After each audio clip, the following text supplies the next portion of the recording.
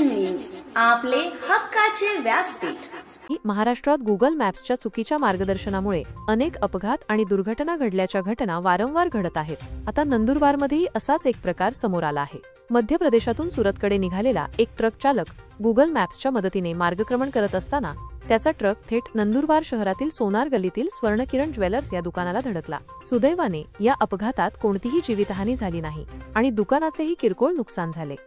ही घटना मार्च 20 रोजी रात्री 11 ते 12च्या सुमारास घडली। बाबूलाल रा, मध्य प्रदेश असे ट्रक चालकाचे नाव आहे। तो सुरतकडे जात असताना गुगल मॅप्सच्या चुकीच्या मार्गदर्शनामुळे नंदुरबार शहरातील सोनार गल्लीत पोहोचला। गल्ली अरुंद असल्याने आणि गुगल मॅपने चुकीचा मार्ग दाखवल्याने त्याचा ट्रक थेट ज्वेलर्सच्या दुकानाला धडकला।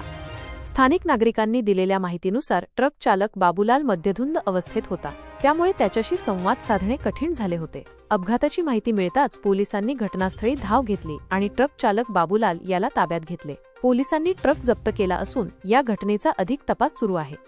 या घटनेमुळे पुन्हा एकदा गुगल मॅप्सच्या अचूकतेवर प्रश्नचिन्ह निर्माण झाले आहे। नागरिकांनी अनोळखी ठिकाणी प्रवास करताना केवळ गुगल मॅप्सवर अवलंबून न राहता स्थानिक लोकांची मदत घ्यावी असे आवाहन पोलिसांनी केले आहे।